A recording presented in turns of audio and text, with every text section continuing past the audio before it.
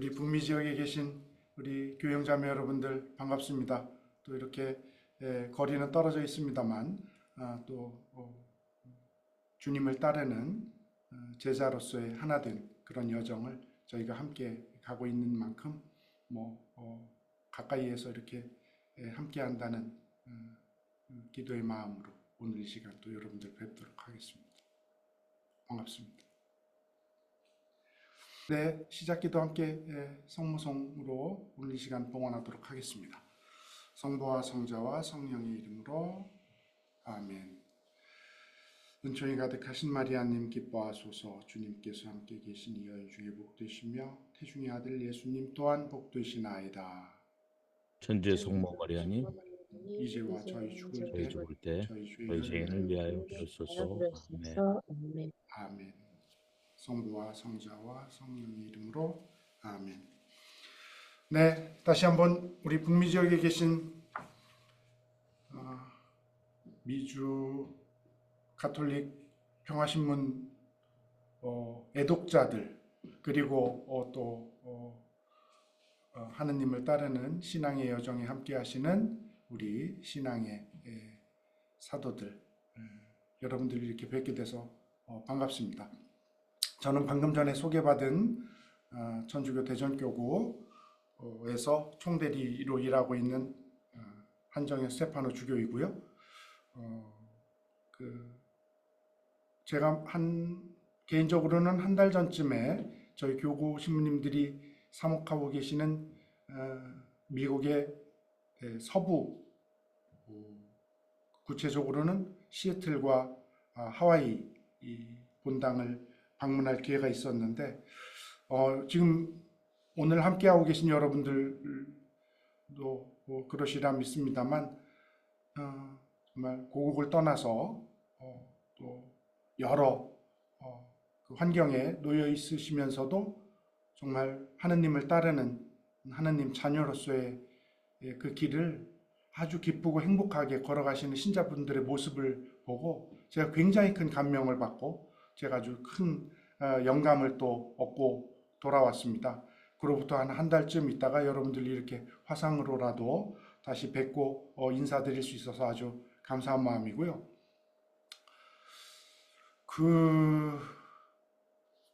이 특강의 여정을 준비하신 우리 기획팀, 준비 실행팀이 아주 참 대단하신 것 같아요. 벌써 제가 이 말씀을 들은 게 1년도 더 됐습니다. 1년 전에 저한테 24년도 11월 위령성어를 맞이한 특강을 부탁을 이렇게 해주셨는데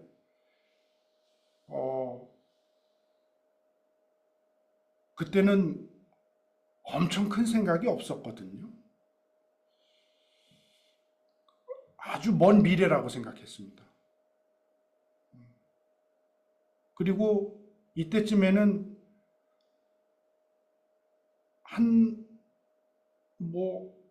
저희가 한 달, 두 달 이렇게 단기적으로 계획하는 일들도 있고 또 멀리 1년, 몇 년 뒤를 내다보고 준비하는 일들도 있습니다만 1년 뒤에 엄청난 일이 저한테 있을까? 제가 그렇게 아주 업무적으로 굉장히 바쁠까? 그런 생각이 들어서 답을 아주 편안하게 드렸거든요. 그리고 왜 저한테 이 강의의 기회를 주셨을까? 이렇게 생각을 그 순간 했더니 아마도 제가 저희 대전교구 총대리 주교이면서 동시에 한국천주교 주교회의에서는 해외 선교와 교포 사목의 분야를 사목적으로 담당하고 있는 위원장 주교여서 아마 미주 가톨릭 평화신문에 제가 이렇게 신년사의 기회를 통해서 우리 신자 여러분들과 인사를 나눌 기회가 있고 그래서 아마 그런 면에서 저한테 청을 해주시지 않았을까 이런 생각을 하면서 이게 먼 미래라고 생각을 하지 않았습니다. 그래서 아주 마음 편하게 있었는데 며칠 전인가요? 11월 11일에 이 강의를 함께 강의를 통해서 신자 여러분들을 만나는 이 시간이 있다는 것을 생각하고 어쩜 이렇게 1년이라는 시간이 이렇게 금방 왔을까? 어떻게 이게 바로 내 목전의 일이 됐을까? 그 사이에 굉장히 많은 준비가 이루어지지 않았는데 언제 이렇게 시간이 갔을까? 이건 단순히 오늘 우리 신자 여러분들을 뵙는 이 자리에 대한 생각에서 그치지 않고 오늘 저희가 좀 함께 나누려고 하는 이 위령성월과 그리스도인의 삶, 특별히 죽음에 대해서 묵상하고 그리고 또 이 지상의 여정이 마무리된 다음에 주님의 은총으로 예수님께서 부활하신 그 부활의 기쁨을 우리가 누리는 그 삶을 준비하는 이 지상의 순례자인 우리 입장에서 봤을 때에도 정말 저의 한 개인의 삶이 함축되어 있는 것 같아서 굉장히 큰 성찰을 하는 시간이었습니다. 무슨 말씀이냐? 그렇게 여유 있게 별 생각하지 않고 지내온 시간을 뒤로 하고 제 앞에 있는 현실은 꼭 발등에 불이 떨어진 것처럼 곧 이루어질 그 누구와도 상관없이 순전히 아주 내가 맞닥뜨려야 하는 그런 실존의 일인데 그걸 우리의 죽음과 연결해서 생각할 때 우리의 자세는 지금 어떠한지 저 스스로 돌아보게 되었다는 말씀입니다. 피부에 잘 와닿지 않습니다. 이 죽음이라는 것이 가장 가까운 곳에서 이 죽음을 우리가 간접적으로 체험합니다만 그게 내 일이라고 나의 일이라고 당장 내 앞의 일이라고 그렇게 생각하기가 쉽지가 않습니다. 언젠가는 맞닥뜨리겠지만 당장은 아니라고 생각합니다. 나와는 너무 먼 얘기죠.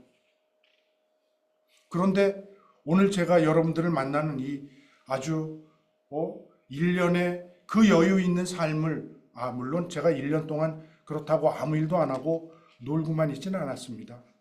굉장히 많은 업무 속에서 있습니다만 이것을 약간 나의 삶의 중심에 놓지 못했던 그런데 어느 순간 이렇게 아주 깊이 들어와 있는 나의 실존이라면 이 지상의 순례의 여정을 살고 있는 우리 모두가 또 이 죽음에 대해서 특별히 묵상하고 성찰하는 이 위령성월에 또 우리의 삶의 실존과 연결지어서 생각해 볼 수 있는 기회를 주님께서 또 여러분들께서 또 저에게 이렇게 주셨다 하는 신앙 고백으로 시작을 합니다.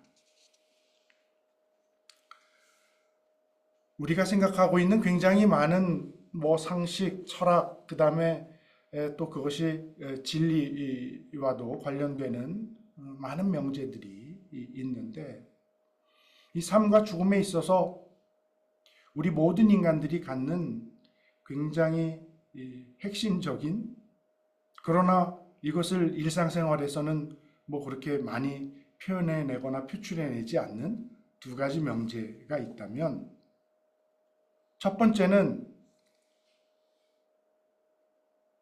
제가 조금 전에 말씀드린 저의 실존과 관련되는 말씀인데요. 모든 인간은 죽고 싶어 하지 않습니다.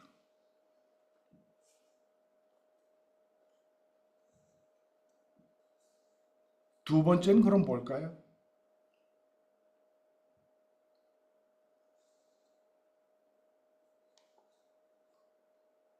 그러나 모든 인간은 죽는다.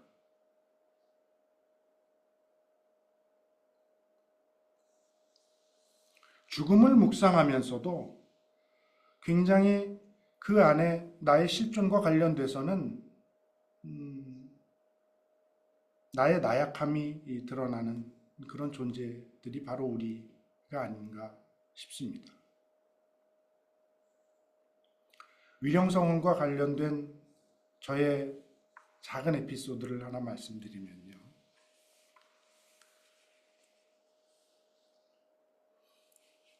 때는 2014년 11월 1일 위령성월이 시작되는 날이었는데 그날이 토요일이었습니다.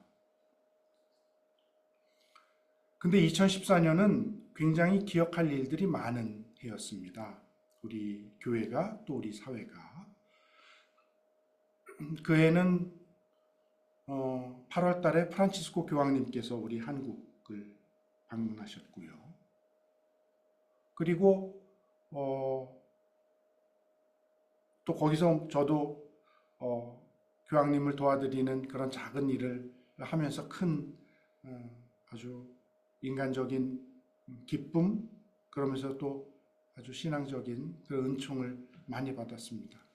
그때 이제 제가 한국에 귀국해서 로마에서 좀 오래 생활을 하다가 귀국해서 본당 신부를 하던 그 두 번째 해였는데 그 해에 저희 본당의 교우들 그리고 우리 교우들의 그 가족, 친지, 지인들 중에 세상을 떠난 분들이 굉장히 많은 해였습니다. 그래서 그 해에 위령 성월을 시작하는 그 첫날 제가 엄청난 결심을 합니다. 오늘 하루를 단식을 하겠다. 그리고 이 한 해를 마감하기도 하는 그 즈음에 세상을 떠난 모든 영혼들, 그 해는 또 세월호에서 또 많은 희생자가 있었던 해고요. 그래서 이 모든 영혼들을 주님께 봉헌하면서 나의 인간적인 욕심을 내려놓는 상징으로 하루 단식을 하면서 거룩하게 보내야 되겠다. 본당 신부로서 훌륭한 생각 아닙니까? 그래서 아침에 일어나서 아침 성무 일도를 바치고 물 한 잔을 먹고 하루를 시작합니다. 점심때가 됐습니다. 배가 고픕니다. 여기 지면 사람이 아니죠. 이런 유혹에 넘어가면 안 되지 않습니까? 내가 지금 어떤 큰 뜻 때문에 이 단식을 하기로 결심을 했는데 잘 참았습니다. 그리고 토요일에 오후에 주일 특전 미사가 두 대가 있었는데 3시에 초등부 주일학교 미사가 있어서 그 미사를 봉헌하고요. 잠깐 사제관에 들어왔는데 우리 신자 여러분들 이거 뭐 위령성월이지만 편한 마음으로 들으세요. 네.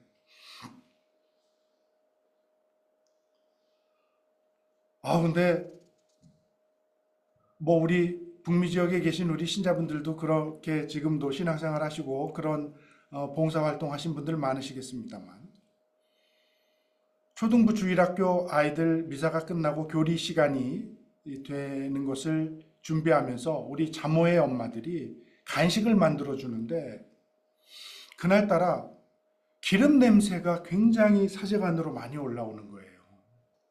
뭔가 이게 이렇게 튀긴 거를 아이들한테 해주는데 그 기름 냄새만 맡아도 아주 그냥 이 너무 맛있는 음식이구나 이런 생각이 들 정도로요. 근데 그 생각을 할 때쯤에 사제관에 초인종이 울리더니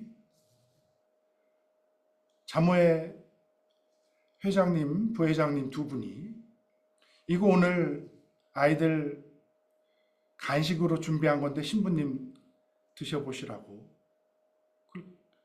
간식을 갖고 올라오셨는데 제가 그거를 덥석 받아서 먹으면 사람입니까? 그날을 제가 어떻게 보내기로 하고 그 시간까지 왔는데 잘 참아야죠. 그래서 이거 오늘은 뭐 제가 너무 감사한데 오늘 이거는 아이들한테 제 목도 나눠주는 것으로 그렇게 봉헌하겠습니다 하고 아주 향이 좋은, 냄새가 좋은 그 간식을 다시 돌려보냈습니다. 그리고 나서 6시에는 중고등부 학생들을 위한 미사가 봉헌이 되는데 그 미사를 아주 또 저의 그날을 보내기로 한 본래의 지향을 잘 담아서 그렇게 미사를 봉헌하고 평소 같았으면 뭐 사무실에서 또 학생들과 함께 조금 더 오랜 시간을 보냈을 텐데 그날은 자꾸 좀 힘이 좀 빠지는 게 또 사실이어서 일찍 사제관에 올라가서 일찍 쉬고 그리고 또 내일 주일 본날이니까 주일을 잘 준비하겠다 이렇게 생각하고 사제관 올라가는 계단을 몇 걸음 걸었는데 그날 미사를 오신 신자들 중에 아빠, 엄마, 두 자녀 이렇게 4명의 한 가족이 미사를 오신 분들이 있었는데 그 중에 그 형제님께서 올라가는 저를 부르시더니 신부님 식사 혹시 하셨는지요? 혹시 식사 안 하셨으면 저희 지금 미사 끝나고 가족이 저녁 먹으러 가는데 같이 가실래요?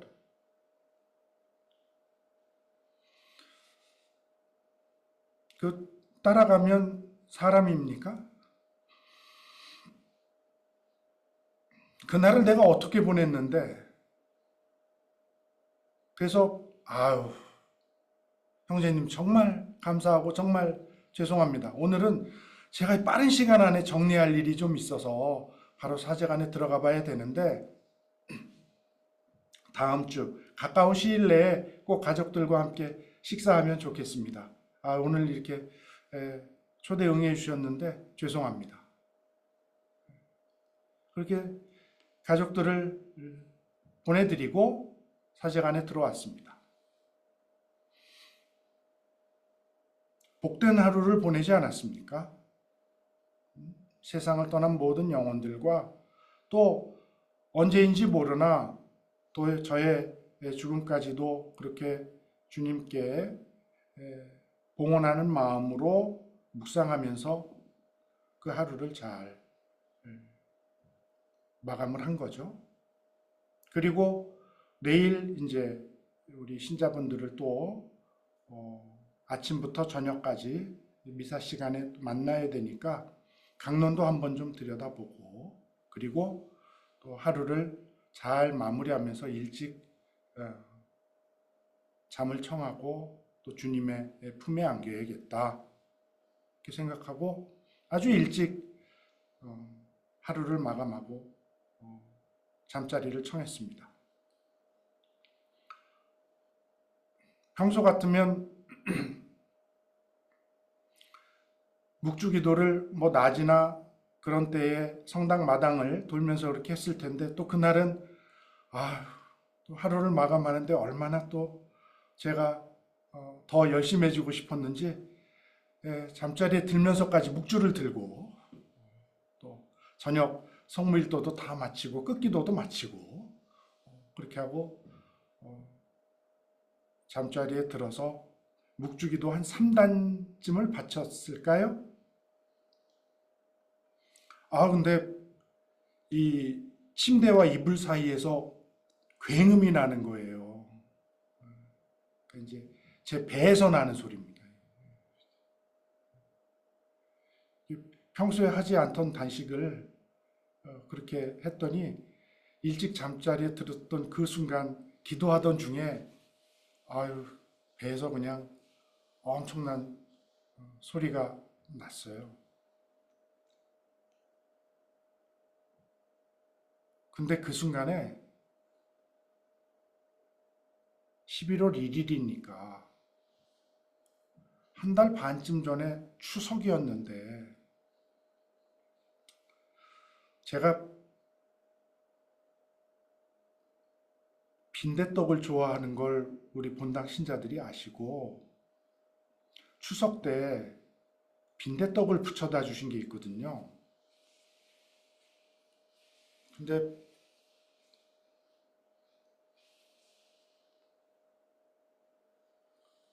그때 따끈할 때 제가 2장을 먹고 5장을 부쳐다 주셨는데 3장을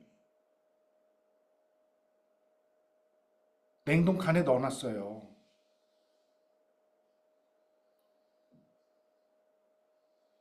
음식 그렇게 오래 두고 안 먹고 나중에 상해서 버리게 되면 너무 큰 죄 아닙니까?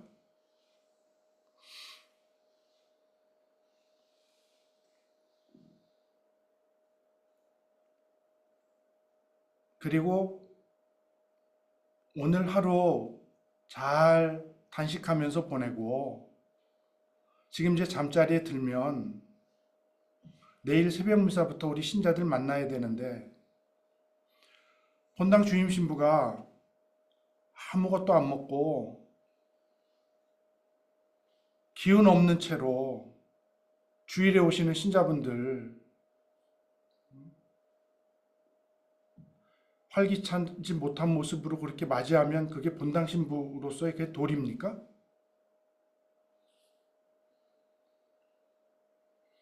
그리고 유다인들의 전통에 따르면 해가 지면 새로운 하루가 시작되는 건데 벌써 해 진 지는 오래됐고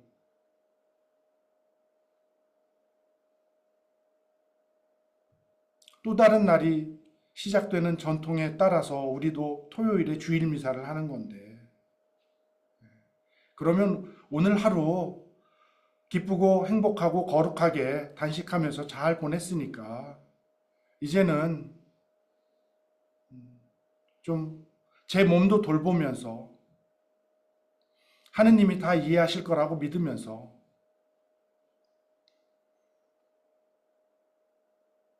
주방에 있는 냉장고의 냉동칸을 제가 여는 데까지 걸린 시간이 1분도 채 되지 않습니다. 그렇게 냉장고를 열었더니 저희 기억이 제대로 맞았죠. 그럴 때 쓰는 머리는 너무 똑똑하고 잘 돌아가죠. 빈대떡 3장이 딱 얼은 채로 있는 겁니다. 그래도 그렇지 하루 종일 단식한 신부가 그 3장이 있다고 배고프다고 그거를 다 구워 먹으면 그게 사람입니까? 양심이 있죠. 그래, 한 장만 떼서 요기하고 그리고 잠자리에 들자. 그리고 나서는 꽁꽁 얼은 빈대떡을 잘 한 장을 떼려고 하는데 영 떼지지가 않아요. 그래서 칼이 조금 작은 걸 써서 그런가. 그러고 나선 칼을 바꿔서 그걸 조심조심 떼기 시작했는데 어느 순간 빈대떡 사이에 살얼음이 껴서 이 큰 칼이 빈대떡 사이를 쑥 미끄러져 갔습니다. 그래서 그 빈대떡을 쥐고 있던 제 왼손에 칼날이 닿은 거죠. 그 빈대떡 놓치고요. 그리고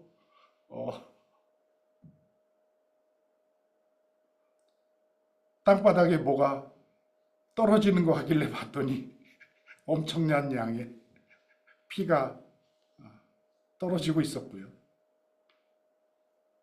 너무 당황해서 말로 다 설명할 수도 없고 이성적으로 생각도 들지 않아서 그 자리에서 멍하니 한참을 서 있었고요. 그리고는 결론적으로는 제가 이 왼손에 한 25바늘을 꿰맸습니다. 어찌어찌 지압하고 본당 의사분이신 신자분을 다행히 댁에 계셔서 연결이 닿아서 그 병원의 응급실에 가서 급하게 꿰매는 작업을 받았습니다. 그러고 났더니 내일 아침 새벽 미사를 제가 못 하겠는 거예요. 이 꼴로 해서 너무 아프고요. 그 어찌어찌 또 근처에 있는 본당의 신부님한테 연락을 해서 내일 아침 새벽 미사를 봉헌하고요. 좀 해달라고 부탁을 하고요. 그리고 그 회색 빛이 도는 그 외과 병원의 수술실 때에 누워 있는데 갑자기 생각나는 얼굴이 있어요.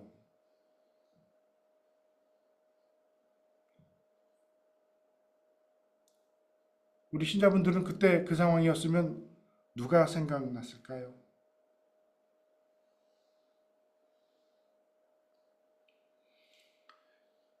그때 생각난 분은 아까 6시 미사 끝나고 제가 계단 올라갈 때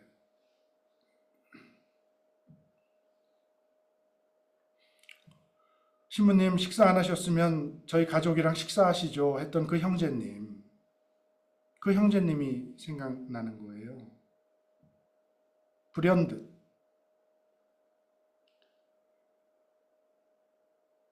근데 만약에 제가 그 순간에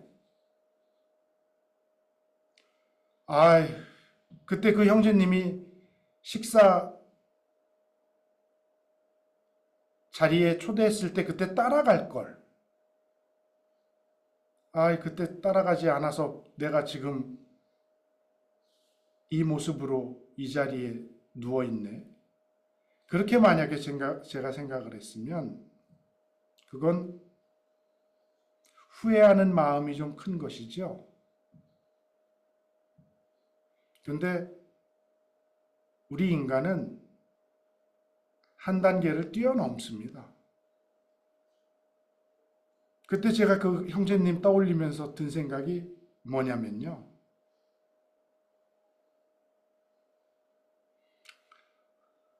아무리 그래도 사람이 어떻게 본당 신부한테 한 번만 말하고 그만두냐. 그래도 한 번은 더 청했으면 내가 마지못해서 갈 수도 있었을 걸. 아까 말씀드린 대로 내가 그때 따라갔었으면 차라리 괜찮았을 걸. 이 후회와 회한이 남으면 그건 일정 부분 탓을 나에게 돌리는 겁니다. 내가 그렇게 하지 못한 것이죠. 내가 그때 따라가지 않은 것이죠. 그거 역시 나의 결심인 것이죠. 그런데 그 순간에서조차 이 나약한 인간은 탓을 절대 자기한테 돌리지 않으려고 아주 저 깊은 곳에 본성지어져서 스스로 그 순간에서조차 탓을 남에게 돌리고 있었던 겁니다. 제가 이 자리에 그렇게 누워있는, 피를 철철 흘리면서 이 고통을 겪는 이 순간에서조차 그 원인이 나한테 있지 않고 다른 이에게 있었다고 돌리는 그 나약함을 보였던 것이죠. 그날 저희 교구에서 위령성을 시작하는 날 모든 사제들이 단식을 통해서 하느님께 우리의 사제의 삶을 봉헌하자고 공문 내리지 않았습니다. 그 결심 누가 했습니까? 제가 했습니다. 그렇게 하자고 누가 행동에 옮겼습니까? 제가 했습니다. 거기에 그 많은 지향, 담아 주님께 봉헌하자고 하는 그 순수함과 열정의 마음 누구 거라고 생각했습니까? 제 거라고 생각했습니다. 다 제가 생각과 말과 행동으로 선한 의지를 드러내고 시작한 하루인데 그 결과가 제가 원한 대로 되지 않으니까 처음부터 본인이 다 결정해서 해놓고도 그 탓을 남에게 돌리더라. 그러고 나서는 제가 사제관에 돌아와서 아까 엄청나게 흘린 피가 사제관 바닥에 막 굳어서 있었거든요. 그래서 걸레를 가지고 그 피를 닦으면서 글쎄요, 앞으로 어떤 일이 저한테 있을지 제가 장담할 수는 없습니다만 그동안 흘렸던 눈물보다도 그날 흘린 눈물이 더 많을 정도로 엄청나게 눈물을 흘렸습니다. 왜요? 아프고 서럽고 단식 잘했으니까 지금은 꿈나라에 있었을 시간인데 하느님 면전에 거룩한 죽음을 맞이하고 있었어야 할 그 순간인데 지금 여기서 제 피나 닦고 있어서 아주 힘들어서요. 그랬을 수도 있죠. 근데 그날 저는 저의 아주 밑바닥을 본 것 같습니다. 제 스스로.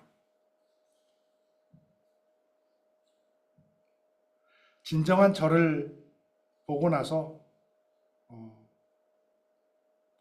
슬프기도 하지만 또 기쁘기도 한 그런 눈물을 흘렸습니다.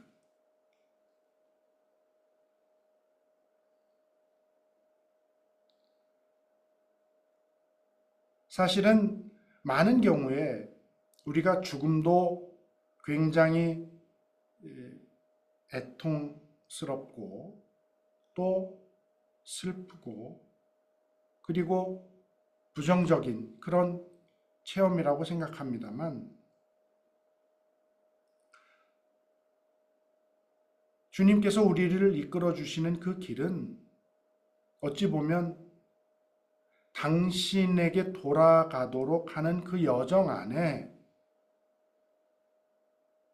당신께 의지하지 않고는 당신의 힘이 아니고는 당신의 주도권이 아니고는 한순간도 살아갈 수 없는 우리의 이 나약함에 대한 인식을 이 지상의 순례의 여정 동안 하라고 우리를 불러주신다 생각합니다. 그래서 이 위령성월은 어찌 보면 하느님 앞에 부족하고 또 나약하고 그런 가운데에서도 순간순간 하느님보다 더 높다고 스스로 교만하고 자만한 마음으로 살아가고 있는 이 당신의 피조물을 조금 더 당신께, 또 육체적으로 그렇게 이 지상의 삶을 마감하고 당신께 돌아가는, 본향으로 돌아가는 그런 세상을 떠난 이들에 대한 그 나약함도 우리가 봉헌하고,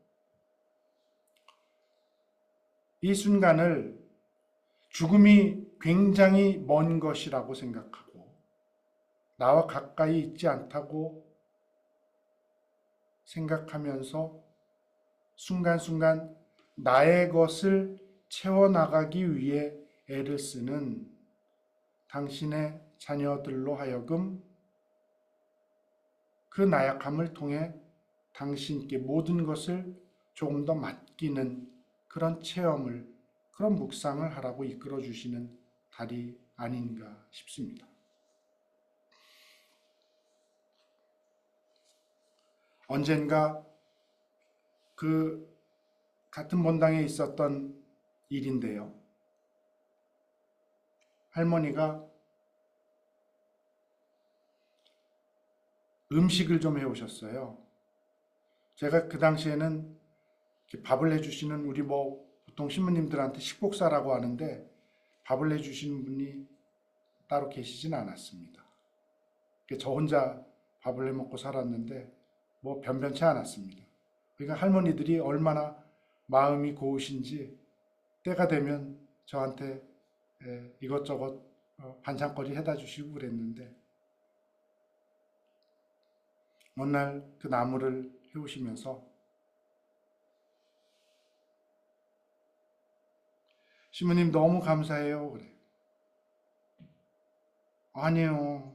제가 할머니한테 매번 이렇게 얻어먹는 반찬이 이렇게 많은데 제가 할머니께 감사드려야지. 무슨 말씀입니까? 그랬더니 할머니가 아니에요. 이거 한 번 먹고 없어질 반찬 이거 말고 신부님은 영원히 없어지지 않을 생명의 양식을 예수님의 그 말씀을 받아서 저희에게 전해주시니 그 감사함이 얼마나 큰지 모릅니다. 눈물이 핑 돕니다.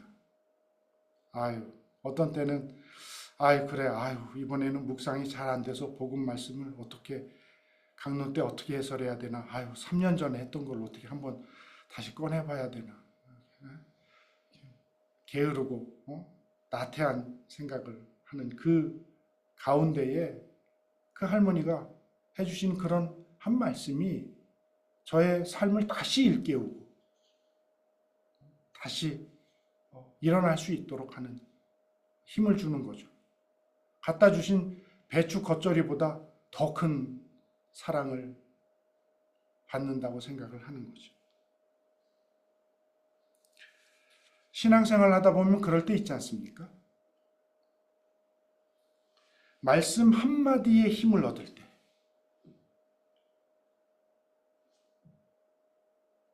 성경 전체가 한 글자 한 글자 우리에게 다 들어와서 그 성경이 의미 있기도 하지만 때로는 성경에 쓰여진 어떤 그 한 단어, 한 문장, 하나의 이야기, 그게 나의 삶과 맞닿으면서 나의 이 존재 전체를 감싸는 그런 체험을 할 때가 있지 않습니까?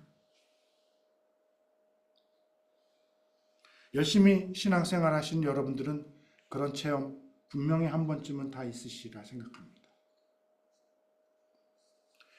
그럴 때 굉장히 큰 변화가 생기게 됩니다. 어떤 변화요? 성경책을 바라보는 시선이 바뀌게 됩니다. 두껍고 딱딱하기만 했던 성경책이 그렇게 나에게 푸근하고 따스하게 다가올 수가 없습니다. 너무나도 소중하게 느껴집니다. 왜요? 그 성경책 안에 있는 모든 말씀을 깨달아서가 아닙니다. 그 말씀 전체가 달콤하게 느껴졌기 때문도 아닙니다. 그냥 그 안에 단 한 말씀이, 그 단 한 문장이 내 인생에 큰 감동으로 다가왔는데 성경책 전체가 달라 보이는 겁니다. 말씀 한마디의 힘을 체험한 사람은 그런 힘을 지니게 됩니다. 이 한 줄의 말씀이 이 이야기 한 토막에 내가 큰 힘을 얻는다면 이 책 속에 담긴 무수한 말씀은 나에게 어떤 세상을 펼쳐줄까? 나에게 어떤 힘과 위로가 되어줄까? 하면서 기대하는 마음으로 성경을 읽게 되고 또 이 하느님의 말씀을 소중히 여기게 됩니다. 그렇다면 우리 북미 지역의 교영자매 여러분, 한번 생각해 볼까요? 그렇게 하느님의 말씀 겨우 한마디에 내가 감동하고 기쁨과 큰 위로를 얻을 수 있을 만큼 말씀의 힘이 그렇게 크다고 한다면 말씀 자체이신 분, 그분을 직접 두 눈으로 보게 되고 직접 만나게 되면 어떻게 되겠는가? 무슨 일이 벌어지겠는가? 그 기쁨을 어찌 다 말로 표현할 수 있겠는가?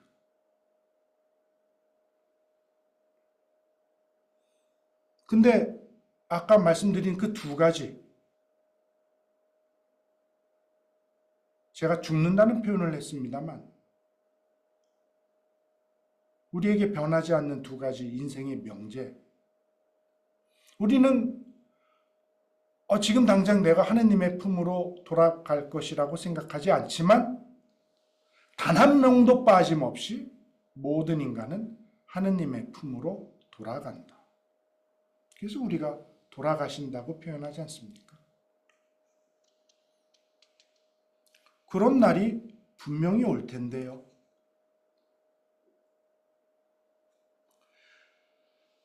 지금은 성경을 통해서 하나님의 말씀을 듣고 있지만 그날이 오면 우리는 주님의 말씀을 직접 우리 귀로 듣고 또 누가 설명해 줄 필요도 없이 그 말씀이 너무 좋아서 말씀에 온전히 푹 잠기게 되는 날이 올 텐데요. 그래서 그 기도에서 매일같이 우리는 우리가 잠자리에 드는 걸 거룩한 죽음이라고 그렇게 부릅니다. 매 순간 주님은 당신의 품으로 돌아가고 또 새롭게 나는 체험을 하도록 우리를 이끌어 주십니다. 오늘 아침 우리의 능력으로 이 새날을 맞이했는가? 여기 한국은 지금 아침입니다. 여러분들은 지금 저녁 시간이신 거죠. 제가 오늘 아침에 일어나면서 거룩한 죽음으로부터 새로운 부활을 맞게 해주신 주님께 감사드립니다 하고 매일 아침 기도하는 이유는 거기에 있습니다. 어쩌녁에 제가 잠자리에 들 때 저의 능력에 의해서 오늘 아침 새날을 맞이할 것이라고 어느 누가 장담할 수 있습니까?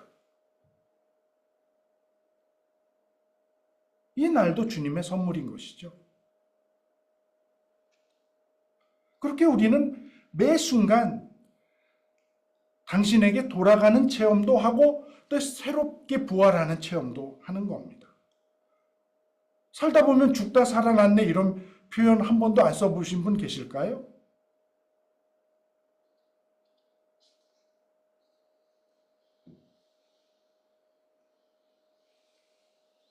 그런데 하느님 품으로 진정 돌아가는 그날이 오면 우리는 더 이상 흰 종이 위에 쓰여져 있는 검은색 글자로 주님을 만나는 것이 아니라 그리고 더 이상 빵과 포도주의 모습으로 주님을 만나고 내 안에 모시는 것이 아니라 영광 가득한 주님의 그 모습을 내 눈으로 직접 보고 또 주님의 따뜻한 두 손을 내 손으로 꼭 잡고 주님과 온전히 하나가 될 것입니다.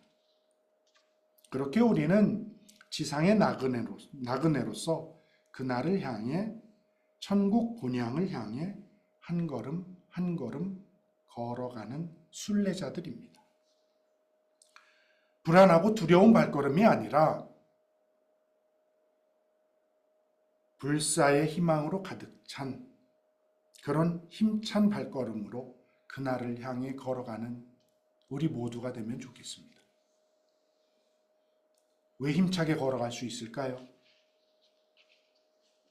우리는 목적지도 모르고 어둠 속을 걷는 사람들이 아니라 우리를 이끄시는 참된 목자께서 우리와 함께 영원히 살아계시고 우리를 인도하시고 또 우리와 함께 걷고 계신다고 믿는 사람들이기 때문입니다.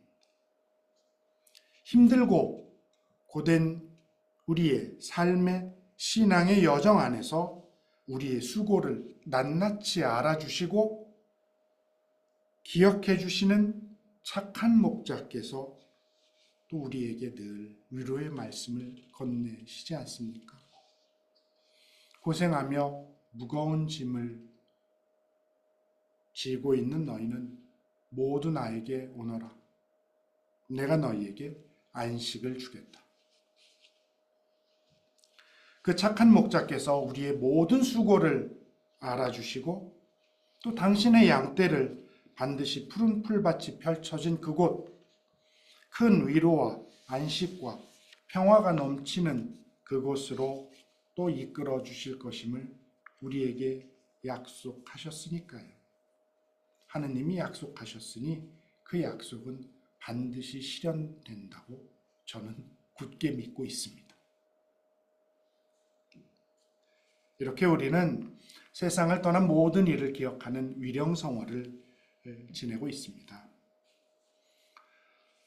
우리 북미 지역의 교영자매 여러분들이 잘 알고 계시듯이 세상을 떠난 수많은 영혼들 중에서 이미 좋으신 주님을 기쁘게 만나서 충만한 위로와 안식을 누리고 계신 분들이 계십니다. 그러나 아직 연옥에서 그날을 기다리고 있는 가련한 영혼도 있습니다.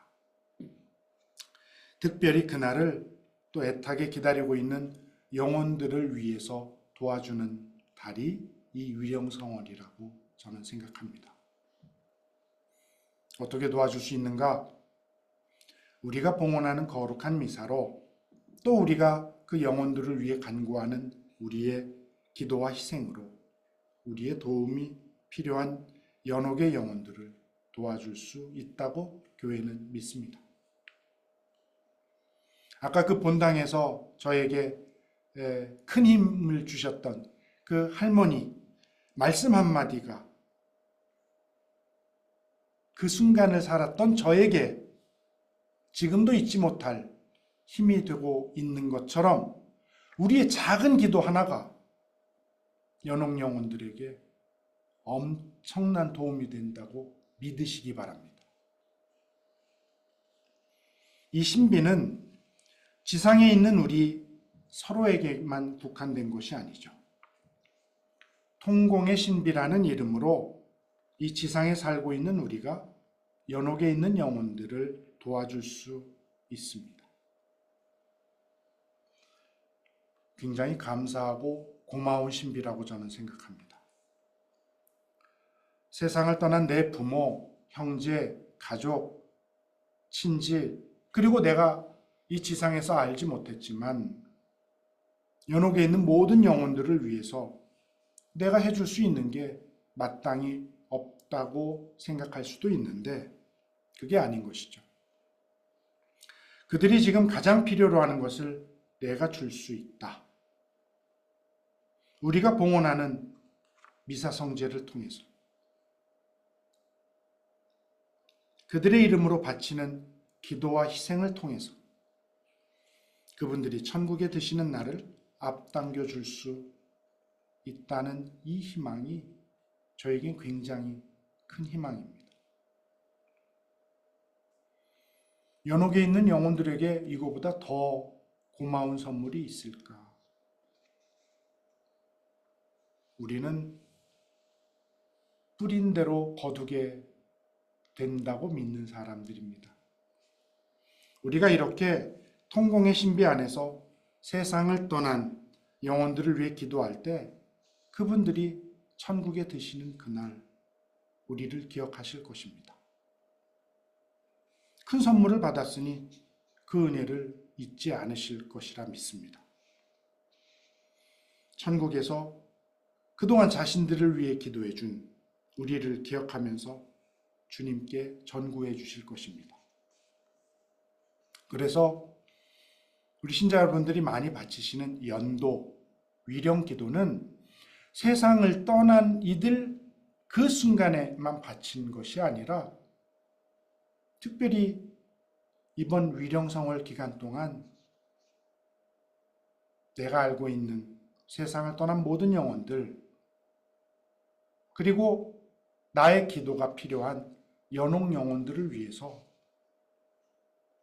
생각날 때마다 연도, 위령 기도 바쳐주시면 좋겠습니다. 그리고 제가 매일같이 한 번도 빠지지 않고 바치는 기도는 선종을 위한 기도입니다. 아까 말씀드린 것처럼 이 삶을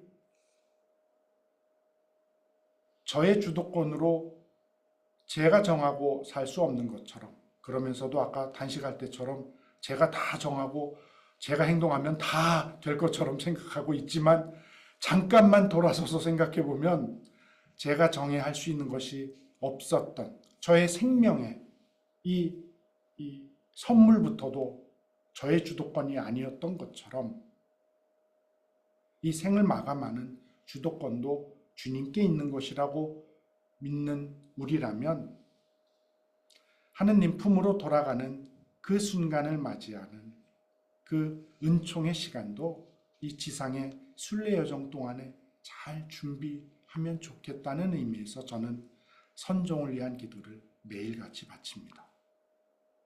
하느님 품으로 돌아갈 때에도 또 당신의 사랑받은 자녀답게 또 행복하고 또 기쁜 모습으로 돌아갈 수 있기를 희망하면서 바치는 기도이고, 저만이 아니라 이 세상의 그 모든 영혼들이 또 당신의 품에 기쁘고 행복하게 그렇게 봉헌될 수 있는 그 순간을 맞이하시라고 제가 대신 기도해 드리는 기도도 바로 이 선종을 위한 기도입니다. 그래서 우리 북미 지역의 교영자매 여러분들께 특별히 이 위령성어를 보내면서 나의 삶도 부족하고 나약하지만 늘 당신의 은총으로 이끌어 가시는 그 자비에 맡기고, 그리고 그 부족하고 나약하지만 나의 그 작은 기도와 희생과 봉헌을 통해 또 하느님의 그 은총을 충만히 얻을 수 있는 세상의 영혼들을 위한 나의 그 열심도 합해드리는 그런 달이 바로 이 위령성어를 보내는 우리 그리스도인들의 삶이 되면 좋겠습니다. 제가 그 옛날에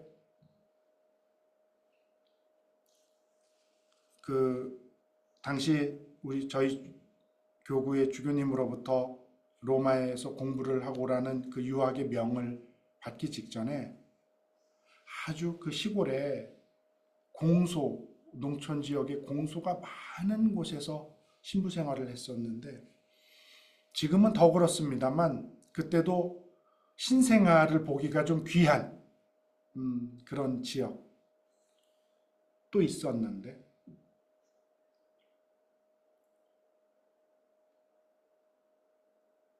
거기서 쌍둥이가 태어났습니다. 그래서 이 공소 신자들이 뭐 엄청나게 기뻐하시고 뭐 제가 그 공소회 주일에 한 오후쯤 본당에서 이제 미사를 하고 그 공소회 오후에 미사를 하러 매주 갔었는데 뭐 미사하기 전에도 그 쌍둥이 그냥 이름 불러주느라고 아주 신자들이 다 모여서 얼마나 행복하고 화목했는지 모르고 미사가 끝난 다음에도 그냥 우리가 다 둘러서서 그렇게 기뻐했던 기억이 나는데요. 그때 그 공소회 회장님이 계신데 그 공소회장님이 쌍둥이들 이름을 지어달라는 부탁을 받고 이름을 지어주셨는데 남자 두 아이인데 두 아이의 이름을 진수 성찬이라고 붙였습니다. 큰 아이는 진수, 그다음 동생은 성찬. 신앙의 진수를 살아라. 그래서 진수. 늘 예수님의 몸인 성찬을 삶 속에 첫째 자리에 두고 살아라. 그래서 성찬. 그래서 잘 먹고 잘 살아라. 그래서 진수 성찬이라고 져줬는데 미사 전후에 모든 신자들이 모여가지고 진수야, 성찬아 막 이름을 불러주는데 애들이 이제 막 태어난 지 얼마 안 된 애들이 무슨 뭐 그 동네에서 무슨 산후조리원 갔을 것도 아니고 뭐 그냥 엄마 품에 이렇게 쌓여있던 그 아이들이 엄마, 아빠, 할머니, 할아버지 따라서 그 미사를 아무것도 모른 채로 늘 나오는데 한 주가 지날 때마다 아이들이 조금씩 성장하는 게 막 보이는 거죠. 그러니까 거기 있는 우리 모든 신자 공동체가 얼마나 기뻐했고 또 그걸 행복하게 느꼈는지 모릅니다. 근데 이제 태어난 지 얼마 되지도 않고 막 이름만 지어진 그 갓난애를 뭐 가족들은 말할 것도 없고 공소신자들 모두가 하여튼 수천 번, 수만 번 이름을 불렀을 겁니다. 진수야, 성찬아, 나 누군지 알아보냐? 나 누구다. 근데 이제 시간이 지나면서 조금씩 눈도 떠지고, 눈도 마주치고, 옹알이도 하고, 뭐 이러면서, 누가 부르면, 이름을 부르면 누구를 향해서 막 대답을 하는 것 같아요. 그러면 저보고 신부님 이거 보시라고. 내가 불렀을 때 나 알아본다고. 내가 지금 말한 거 듣는다. 그러고 한참이 지나서 우리 진수와 성찬이가 거기에 있는 모든 가족과 신자들이 부르면 눈을 하나하나 다 맞추고 꼭 대답해 주듯이 밝은 모습으로 그렇게 답을 한 그 주일이 있었습니다. 그 주일날 그 미사 끝나고 우리 모두가 너무 신나가지고 국수 해 먹었거든요.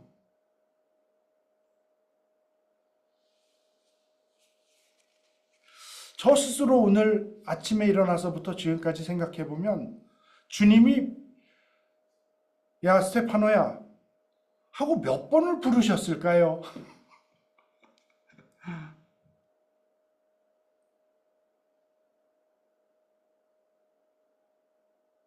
한 번? 세 번?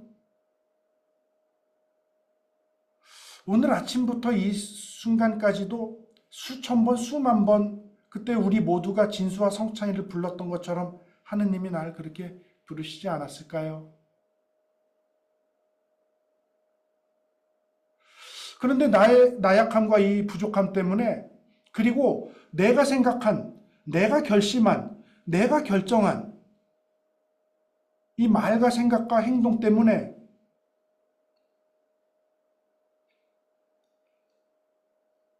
하느님이 부르시는 걸 머리로는 인지했으면서도 눈만 껌뻑껌뻑거리고 거기에 대한 밝은 미소로 눈 마주치면서 몇 번이나 주님의 부르심에 답을 했을까 생각해보면 참 부끄럽고 죄송스럽습니다.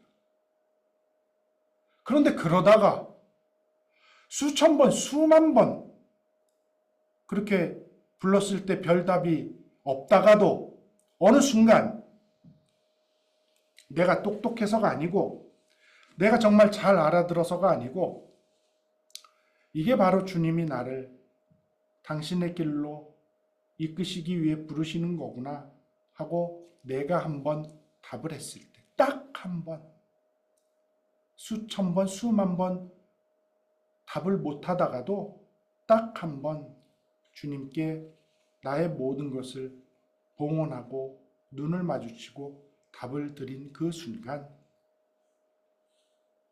하늘에서는 천상잔치가 열리지 않을까.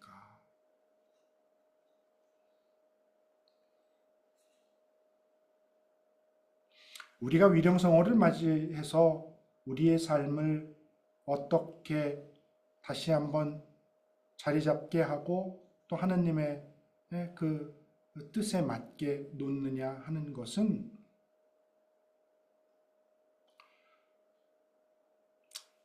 그 순간에 어느 한순간에 우리의 노력이라기보다 그렇게 크고 작은 당신의 부르심에 귀를 기울이려고 하는 우리의 작은 마음에서 비롯되지 않을까 하면서 오늘 이 말씀으로 여러분들과의 이 줌을 통한 강의 시간을 마무리할까 합니다. 어려운 또 환경, 또 고국을 떠나서 쉽지 않은 그런 상황에서도 정말 꿋꿋하고 굳건하게 신앙생활을 이어가시는 우리 북미 지역의 신자 여러분들 참으로 든든하고 자랑스럽습니다. 서두에 말씀드린 대로 제가 한국 천주교 주교회의의 해외 선교 교포 사목 위원장으로서 또 여러분들이 북미 지역 각지에서 정말 아주 하느님 따르는 귀한 자녀의 모습으로 신앙생활 하고 계신 것을 잘 알고 듣고 그렇게 느끼고 있습니다. 특별히 전 세계에서 하느님 복음의 말씀을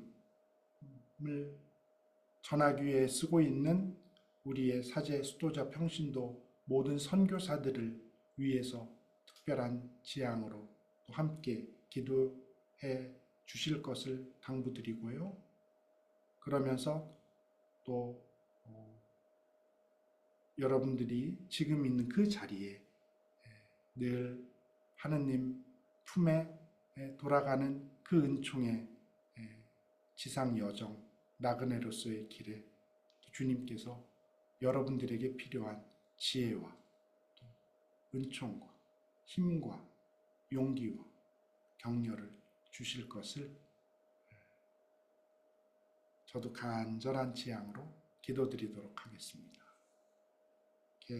주일 저녁 정말 다양한 또 일상의 활동들이 많으실 텐데도 이 시간 이런 화상의 외체를 통해서 함께 나눈 저희의 이 만남이 주님께서 더 큰 은총으로 이끌어 가실 것이라 믿고 그런 여러분들의 또 열정과 정성과 수고에 진심 어린 감사를 드립니다.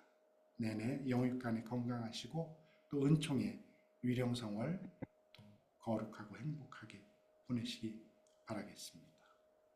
여러분들이 계시는 곳에 제가 혹시라도 방문을 가게 되면 또 여러분들이 그때 저 화면으로 만났던 사람이라고 인사해 주시면 더 기쁜 마음으로 여러분들과 또 인사 나누도록 하겠습니다. 행복하세요.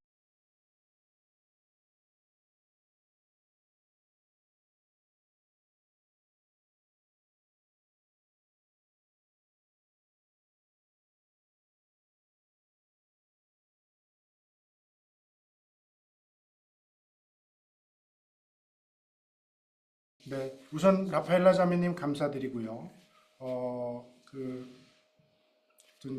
고백성사의 그 신앙의 아주 기본이 되는 것을 통해서 또 제가 맡고 있는 해외선교 교포사목위원회에 또 신경 써야 할 일도 또 연관이 되는 것 같아서 제가 조금 더 아주 감사드리면서도 또 아주 잘 살펴볼 수 있도록 그렇게 하겠습니다. 이건 뭐 예는 완전히 다른 예인데요. 제가 그 이태리에 유학을 가서 2달이 채 되지 않았는데 현지에 있는 어느 본당에서 우리로 치면 판공성사를 좀 도와달라고 요청이 와서 제가 너무 두려웠어요. 제가 신자들이 고백성사 때 이렇게 말하는 내용을 알아들을 수 있을 것 같지 않은데, 근데 괜찮다고, 성사이지 않느냐, 이건 주님께서 은총을 주시는 것이니 그렇게 은총을 믿고 와도 된다 하고 그 현지의 본당 신부님이 초대를 해줘서 갔는데, 결론적으로 보면 저한테 줄이 제일 길었습니다. 저 외국에서 온, 한국에서 온 신부가 말을 잘 못 알아듣는 것 같으니까 신자들이 엄청 편하게 생각하셨던 것 같아요. 혹시라도 라파엘라 자매님도 현지 본당에서 정말 있는 그대로를, 고백성사를 정말 보고 싶은 그 있는 그대로를 주님께 그렇게 봉헌하고 싶은 그런 때가 오면 그 신부님께 뭐 미안하지만 대략적으로는 이런 내용인데 내가 좀 우리말로 너무 길지 않게 이렇게 좀 주님께 신부님을 통해서 이 고백성사 내용을 좀 봉헌하고 싶다 이렇게 부탁 한번 드려봐도 좋지 않겠나 하는 생각에서 드린 말씀이고요.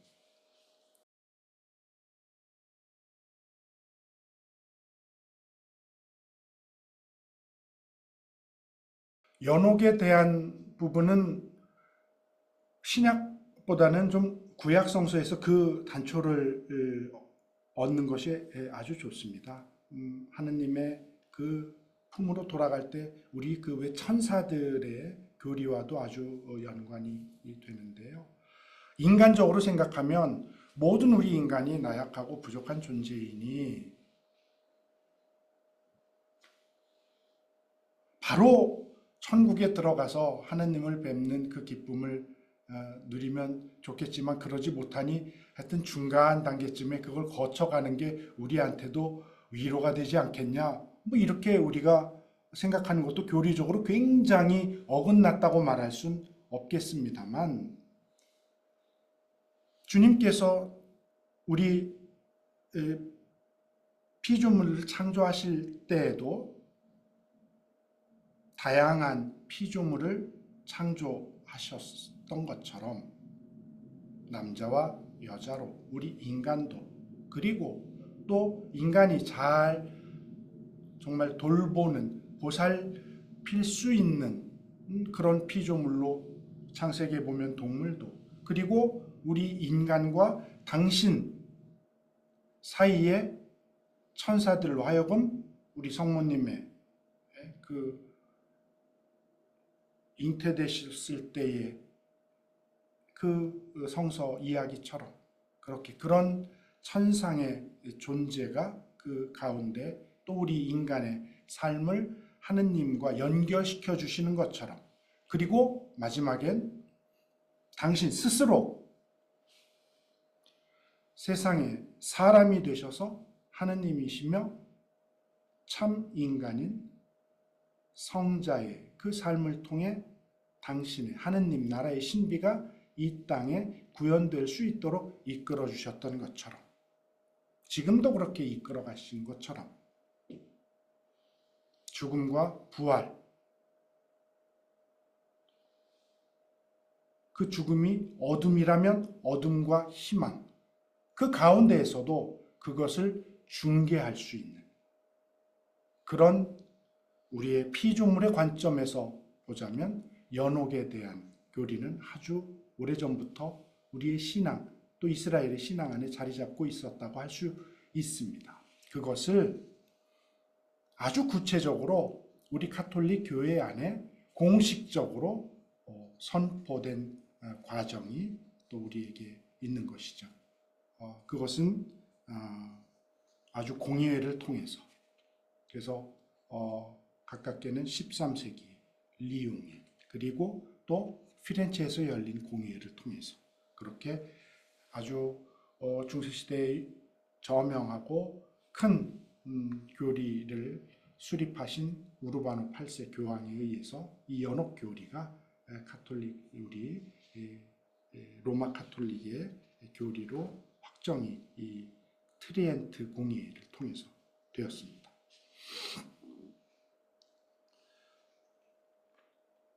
사실 그런 면에서 보면 모든 세상을 떠난 영혼이 하느님 품으로 가는 것이 이 교리 안에 포함이 되어 있다고 저는 봅니다.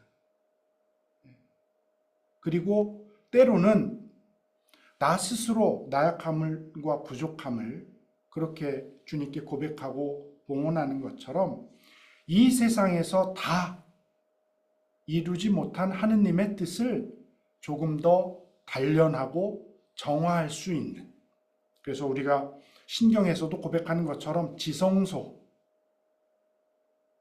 들어가기 위한 단련과 정화의 그런 여정으로 이 연옥이 우리에게 자리 잡고 있다는 건 저는 그런 면에서 신앙적으로 굉장히 큰 위로가 된다고 생각하고요. 그런 아주 오래된 그 성서 안에서 나타난 그런 창조와 관련된 이야기를 통해서 연옥에 대한 교리가 점점 넓어지고 또 확정되고 지금 교리로 선포되어 또 그렇게 우리가 믿게 되었다는 것을 말씀드리면 대략적인 설명이 되실까 싶습니다.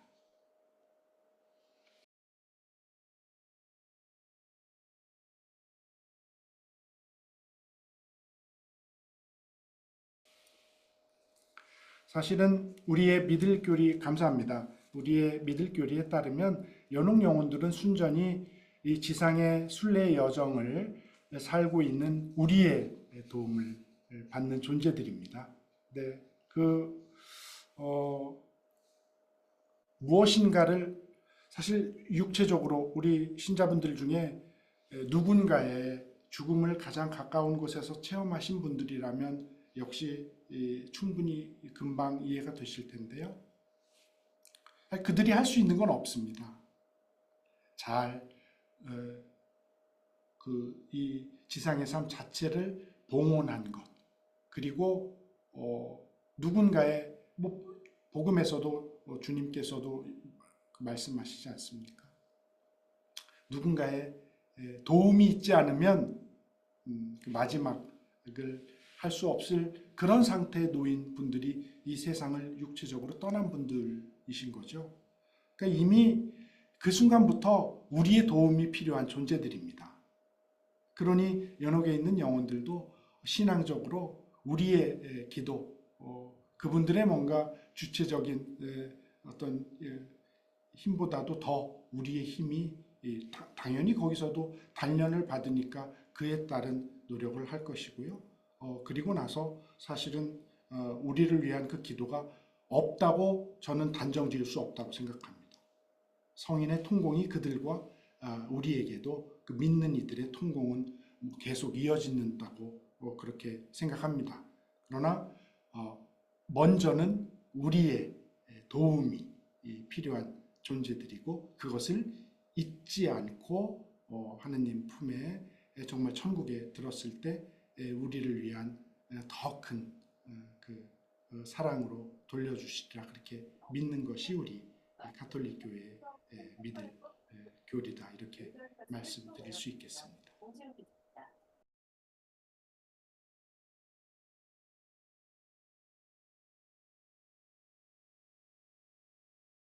감사합니다. 조금 전에 질문하신 성인들의 통공과도 저는 관련이 있다고 생각하는데요. 아마 우리 지금 말씀해 주신 자매님께서 그 부분에 있어서 내가 확신이 들게 주님이 이끌어 주시는 순간이 올 겁니다. 전 뭐 비슷한 체험을 했기 때문에 드리는 말씀인데요. 저도 뭐 기회가 있을 때 전대사 위령성어로 말할 것도 없고요. 그런 때에 꼭 또 저는 특별히 저희 교구에서 선종하신 우리 선종한 사제들을 위한 그런 지향을 두고 있는데 거기에 그게 저한테 그 믿음의 울림이 오는 순간이 있습니다. 그게 바로 저는 성인들의 통공이라고 믿고 있어요. 그러니까 지금 장로님께서 누군가를 위해서 그것을 대신해서 내가 바쳐주는 그 기도가 나에게 어떤 마음으로 자리 잡는지, 그리고 그거는 산 우리의 희망과 그것을 저버리지 않는 하느님의 자비와도 관련이 있다고 생각하기 때문에 그런 마음으로 딱 한 번 하면 돼, 두 번 하면 돼, 세 번까지는 해야 돼, 이렇게 너무 횟수를 정해 놓으시는 것보다는 그런 성인의 통공을 믿는 마음으로 그렇게 그 희망이 내 믿음 안에 주님의 자비와 축복으로 이어질 것이다. 그렇게 생각하시면 좋지 않을까 싶습니다. 제가 지금 말씀해 주신 그 자매님의 그 기도의 지향에 합해서 저도 저의 전대사를 위한 저의 기도에 함께 봉헌해 드리도록 하겠습니다. 네. 여러분들 다시 한번 여육간에 건강하시고요. 은총의 위령성을 또 잘 보내시고 또 기쁨의 시간 보내시기 바랍니다.